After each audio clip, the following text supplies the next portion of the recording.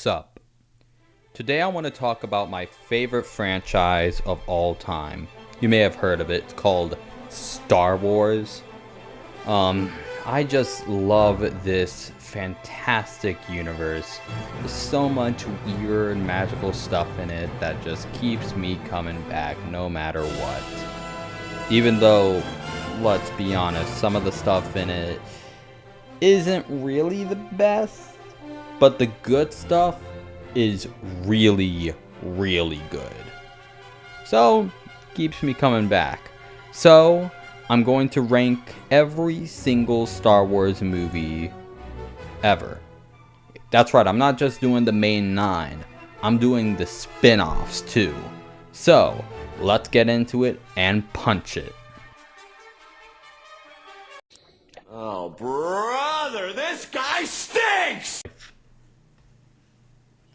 Come on. Was there ever any real contest as to which was the worst?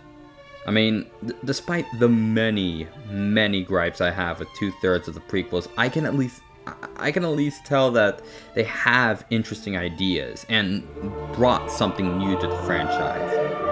The Rise of Skywalker brought nothing, absolutely nothing new to the franchise that I enjoyed. Okay, maybe Babu Frik. I like Babu Frik, man. I like that little guy. Like this little guy. He's a little guy. But anyway, the protagonists, the story, the antagonist, it just doesn't feel. None of them feel like actual characters. It feels like I'm just watching action figures just bounce around from place to place. I can suspend my disbelief with this type of franchise, especially with this type of franchise.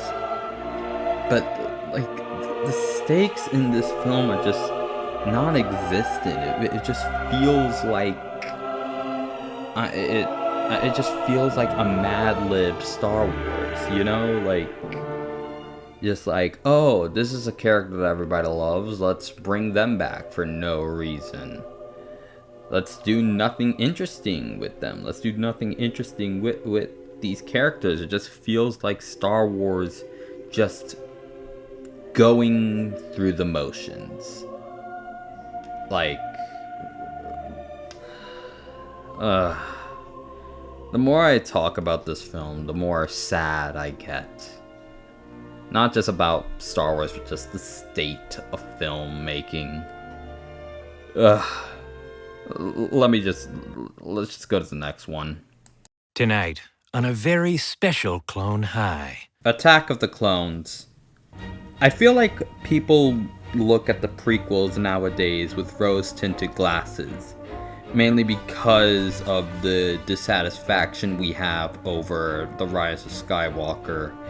But man, revisiting these movies, they are not as good as people say they are. They're pretty not that great. I mean, the biggest issue I'd say that these films have is specifically the clunky dialogue. Now, Star Wars is no stranger to clunky dialogue, but man, it is very apparent in these movies. It's pretty bad. And I just think the decision for Padme to just automatically fall in love with Anakin, like, after he makes these kind of weird, like, kind of sadistic remarks about dictatorships, it's a little jarring. I don't know. It makes me question the logic in the writing of this movie specifically. However, this film does have Jango Fett, and I love that. The Jango Fett stuff is really, really interesting. I also love that one little scene with the Death Sticks guy. I love that. That's funny. I don't know. All of Ewan McGregor's stuff in this movie is pretty good, so I gotta give the film an extra bump up for that. So It just kind of sucks that I kind of realized that my favorite parts of the prequel era are completely outside of the prequel movies themselves. Phantoms, eerie tales of suspense. The Phantom Menace. This is really the first film that started, like, to generate a controversy among the fan base. Although now, after the sequel trilogy, Phantom Menace is kind of being looked on a little more fondly. Mainly because the kids who grew up with it are now kind of old enough to, like, kind of say their thoughts on it. I still don't think it's really all that good. The Jar Jar, the midichlorian stuff, so many choices that were made in this film that are, to this day, kind of baffling. But the film has a lot of really fun set pieces to fall back on. Like, the pod race scene is just such an interesting addition to the Star Wars world. And then, come on, do I gotta say anything about that iconic final battle with Darth Maul? It is amazing. This film also has just a really great soundtrack. I mean, man, the prequel trilogy, man, they really were cooking when it comes to the soundtrack. John Williams, man, I gotta give you so much props for the stuff that you've done with this, man. It's amazing. But the film does still suffer from having the really annoying young Anakin who does amazing things, and not because he's talented with the Force and all that, but by a complete accident. At the end of the day, The Phantom Menace is a bad film with good ideas. Hey, I'll take a number 9, fat boy. Give me a number 9 just like his. The Clone Wars, the movie. I gotta preface this entry by saying that I'm only talking about the film that was released in theaters. I am not talking about the show as a whole. The Clone Wars is a masterful show that explores the many factions of war and the politics that drive it. But the film that acted as a pilot of the show is an absolute mess. This is mostly because of the fact that this wasn't even conceptualized as a film, but instead of the first couple of episodes for the show. And it is obvious. You can clearly tell where the episodes are supposed to end and begin, but instead of immediately like jumping to the credits, it just jumps to another scene and just kind of continues the movie for some reason. But I still gotta give it props because it laid the groundwork for an amazing show, which is why it has such a high spot on the list.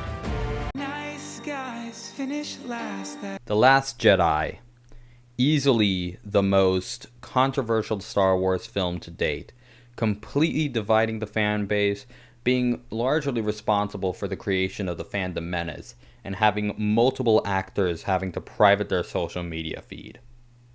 What do I think about the movie, huh? I think it's alright. Definitely the most literal meaning of a mixed bag if I've ever seen one. There's scenes in this film that I just absolutely love and I think that are a worthy addition to the saga. And then there's Cantabite.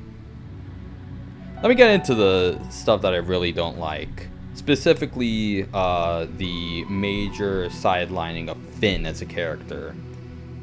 My biggest complaint with this movie is how they just kind of repeat Finn's arc from The Force Awakens, with there being little to no logic in his character.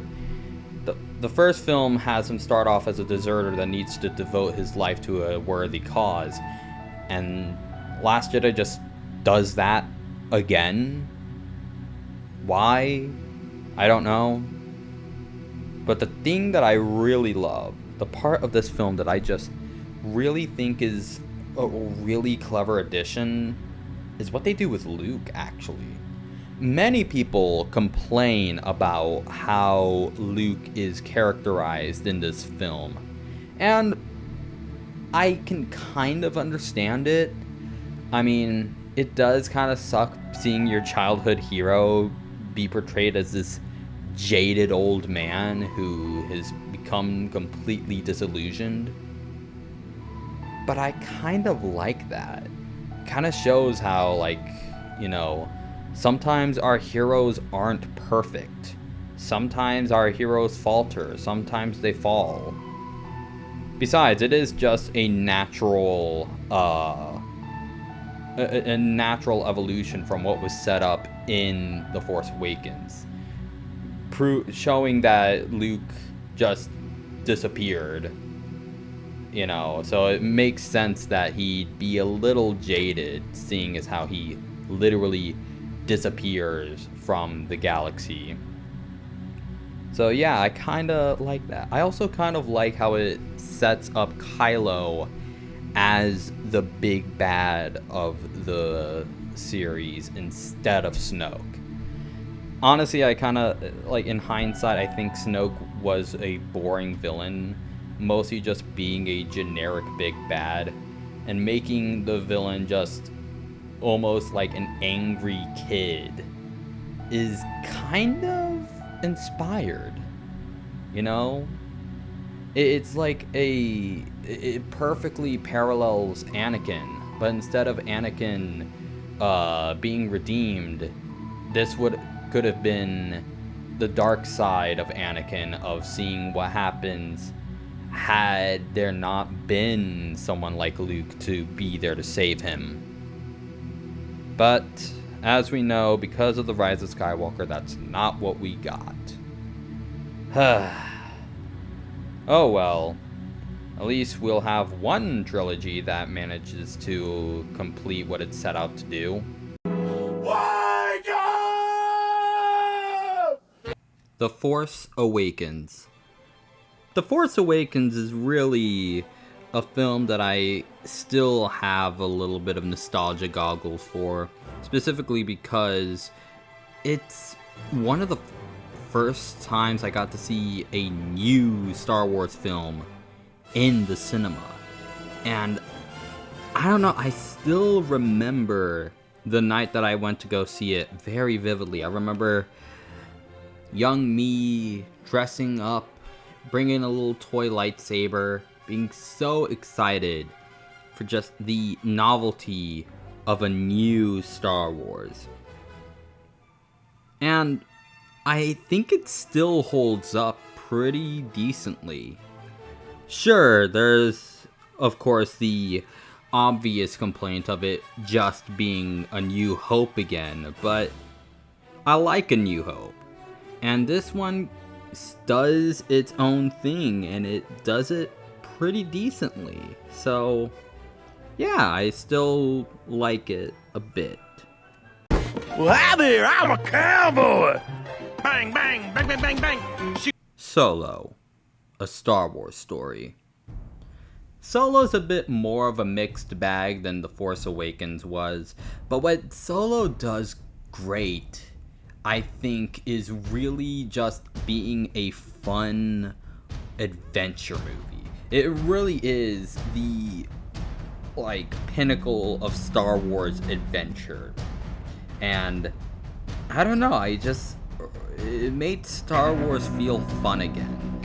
You know, every time I watch this movie, I just feel so excited to just go on this wild adventure through outer space with my favorite space cowboy. Of course, there are things that I'm not the biggest fan on, specifically the Solo scene. Come on, the main character's name is Skywalker, and you don't think we can just suspend our disbelief of a character being called Solo? Also, the Darth Maul cameo is just it's just kind of there, I guess. I don't know. It doesn't really feel earned to me, but what the film does great is I really love Woody Harrelson's character being this sort of like shady like cowboy that trains Han, but is also kind of trying to betray him at the same time. I really did think that was pretty cool.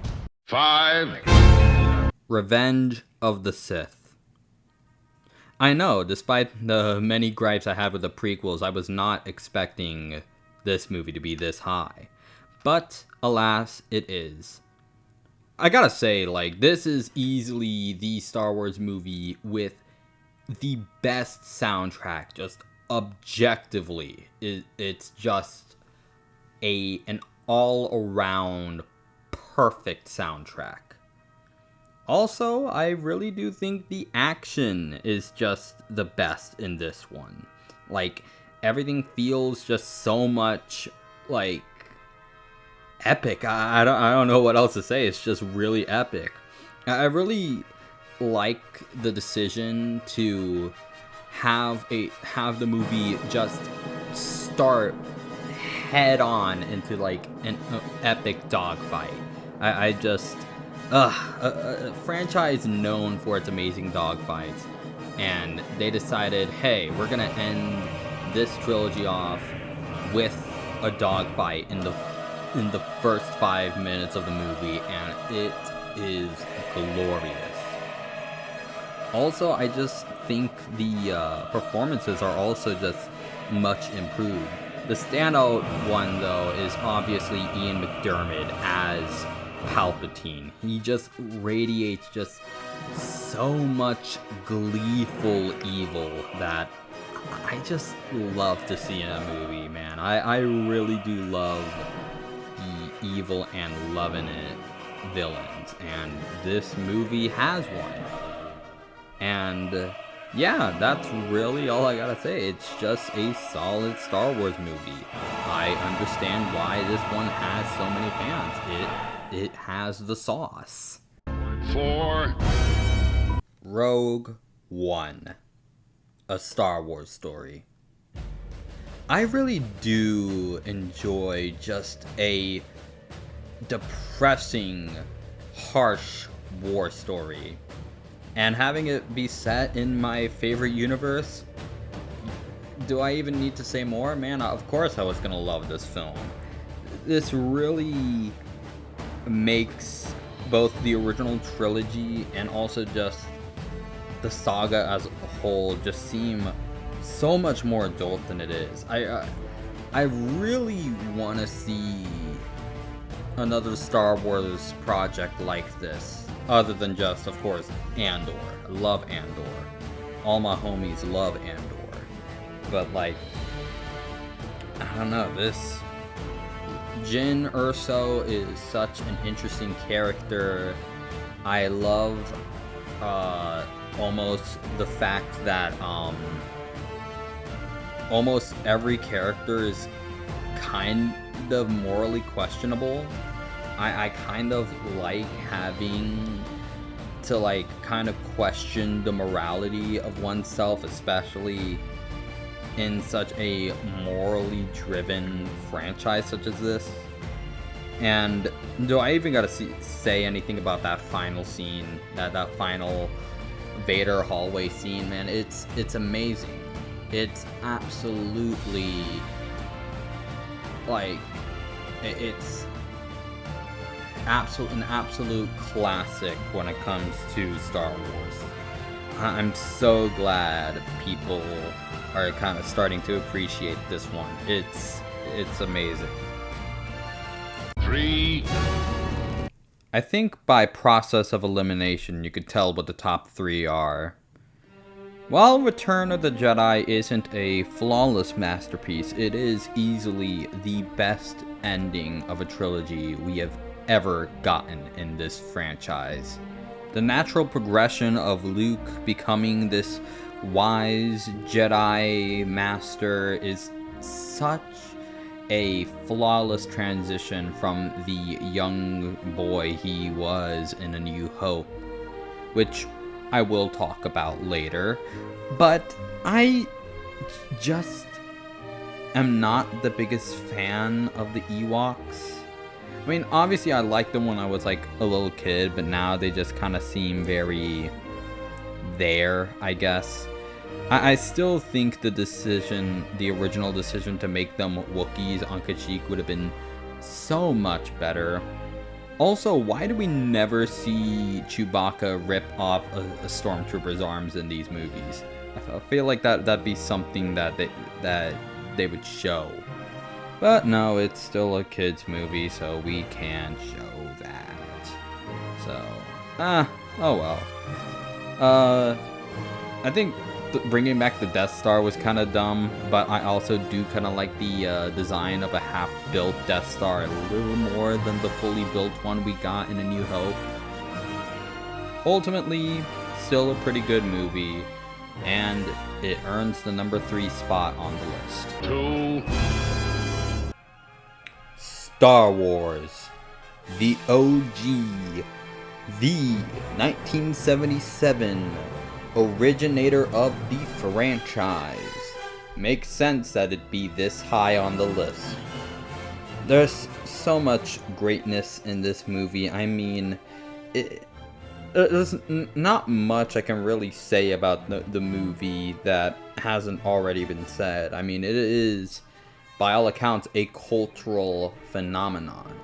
An all-around just fun adventure movie. It just is, man. It's Star Wars, man. Like, it's Star Wars. That's all there really is to say about it. 1. And here we are at the end. Number 1 is The Empire Strikes Back. It completely just changes up the game when it comes to sequels to franchise movies, I'd say. Like, now everybody wants to be the Empire Strikes Back of their respective franchises.